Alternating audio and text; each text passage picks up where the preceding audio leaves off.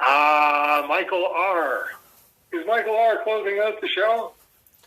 I don't think so. I'm just looking here. No, we still got Christon coming up after that. I apologize. And Philip Fry. Monk Sewell again. Okay. And he has... Bottom of page 12. Bottom of page 12. I actually printed out all 17 pages this month. You did. I know. I couldn't believe that when I saw him. Yes, Zipper's doing the Jeopardy bit again. Starts bottom of page 12. Hi, Matt. Hope all is well with you and yours, and you enjoyed your vacation in Florida. And you did, right? Oh, yes. The worst part was coming back. And now my question and answer for Dave. Hi, Dave. My answer for this month is Roy Crane. And the question is, who was the hands-down, unparalleled master of duo-shade comic art in the comic strip field for decades? And the only answer to that one is Roy Crane. If you get a chance to look at Wash Tubs and Captain Easy, Google searching those, Google image, and there's some real showboat pages that he would do a background, and it was so gorgeous and so beautiful in duo shade. It's an establishing shot, but it just stops you dead in the story. It's just absolutely unparalleled.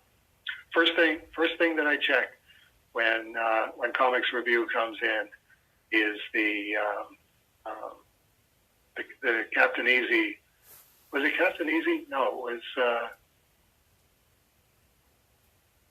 Doesn't matter. It's the Roy Crane strip, and I would the first thing I do is go through it looking for the showstopper backgrounds, and even when they're not reproduced very well, and a lot of it is first, second, third generation from newspapers, it's still hands down some of the best material.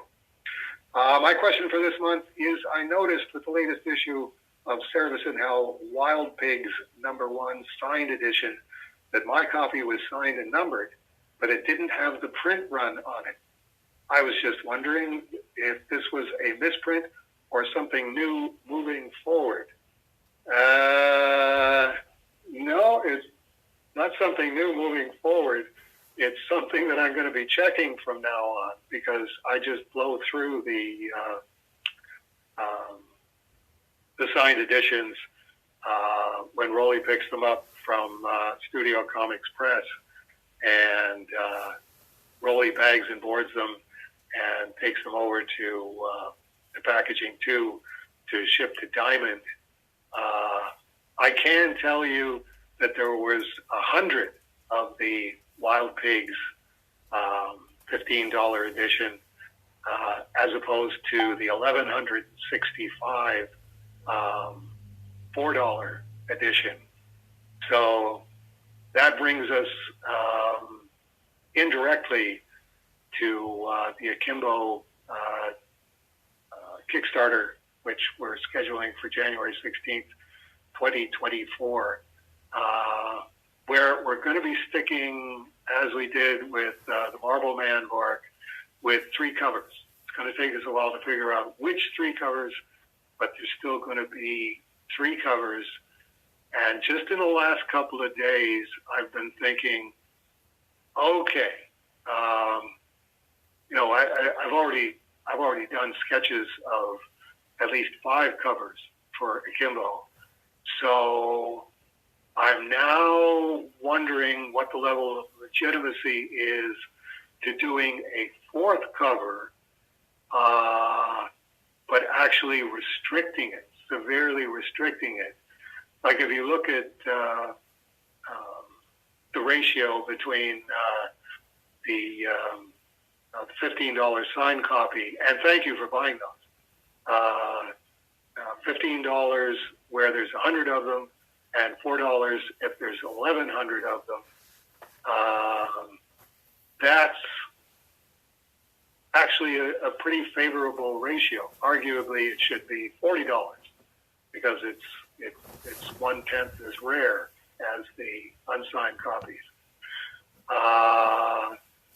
So having dipped our toe in the waters of the photojournalism guide to comics listing of scarcity, where very rare is defined as 6 to 10 copies, rare 11 to 20 copies, scarce 21 to 50 copies, uncommon 50 to 200 copies, less than average 200 to 1,000 copies. And this is, I have to point out that that's guesswork on their part. They don't know how many Golden Age comics. They have heard of only 6 to 10, which would make it very rare. But they don't know if there's 6 to 10. And I'm saying, well, okay, I'm going to use your criteria, but say, okay, what if we only print 6 of them, or 7 of them, or 8 of them, and it becomes the very rare akimbo cover, and we auction them on eBay or through Heritage Auctions, and say, okay, there's only 6 of them. If you want one, then you got to bid on them. Like we're at the point where it's impossible. I'm losing several $100s an issue on 1,165 copies of Wild Pigs, even with the 100 copies at $15 each. So it's like now we have to actively pursue the rare side of it and go, if I do an akimbo cover where there's only 10 of them and auction them, what do they auction for, and what does that do to the bottom line? So that I don't have to worry about trying to make money from diamond. I can't make money from diamond the way things are set up with the cost of shipping and with the cost of printing what it is. If you're selling rarity, and I can guarantee you, okay, there are only 10 of these. I don't have any of them. Birdsong doesn't have any of them. Benjamin Hobbs doesn't have any of them. But anybody who wants to bid on these, you can get one of them, and just see what that does. So, just fair warning, that's something we're probably going to be experimenting with on the Akimbo Kickstarter. And special thanks to Michael R. of Easton, Pennsylvania. I now know something that I've got to check while I'm signing the $15 signed copies for Diamond. Does it have the print run on it? It's supposed to. And if it doesn't, then much as it's going to break my heart, I just have to destroy all of these and get Alfonso to print a new batch with the numbers on the front. So it's something we're going to be watching. So far, Michael, you're the only one that noticed that. That includes everybody who works here. I made a note to email the Cerebus and Health Brain Trust of, hey, fellas, let's check the files a little closer next time. It's supposed to have the print run on it. That's part of what we're selling these nice people. Okay. And then Christon, as an admitted Cerebus #1 obsessed fan, I'm extremely excited to see your upcoming recreation pages heading to Heritage Auctions. It is just my opinion that auctioning them one page at a time should produce the most lucrative results. Ha ha ha ha ha ha ha. The latest Nerudamus page. The latest Nerudamus page that closed. I forget if it's page 6 or not. was $280. I haven't sent that fax yet. I'm like, I'll just tell him when I talk to him. Right. Famous last words. Both on the one page at a time thing, and should you do multiple pages one day at a time. That said, I'm going to stay on my favorite topic, that legendary Action Comics #1 of the indie world. How many copies of Cerebus #1 do you currently own? I don't own any. The Cerebus archive has in its possession 4 CGC graded copies, which were signed March 13th, 2004, the day Cerebus 300 came out. Paradise Comics in Toronto has the rest of the Cerebus #1 Dave Sim file copies, which include copies that Aardvark Vanaheim purchased, which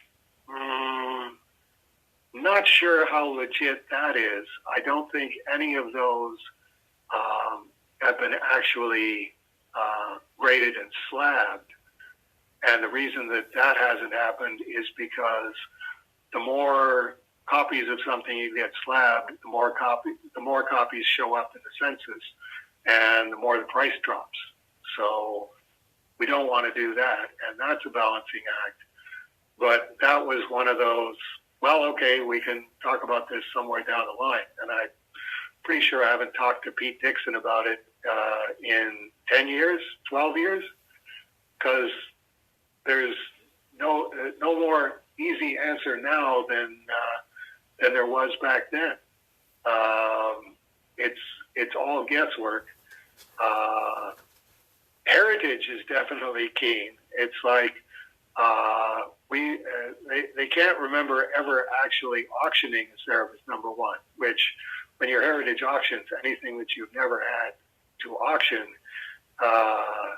is something noticeable by its absence.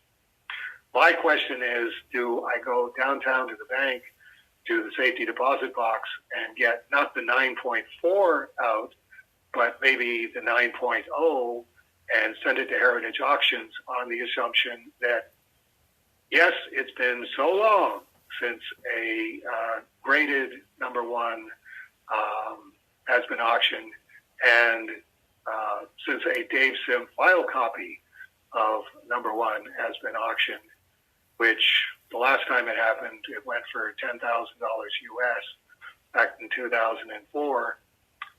You can still only sell them once. And once you sell it, 10 years after that, you go, I sold that for $22,000, and it's now going for, I don't even want to hear what it went for, because it's going to break my heart. And I'm going to have to interrupt there. It's another prayer time, and I will be back momentarily. Okay, that works perfectly. Okay, talk to you in a little while. Talk to you up. Bye.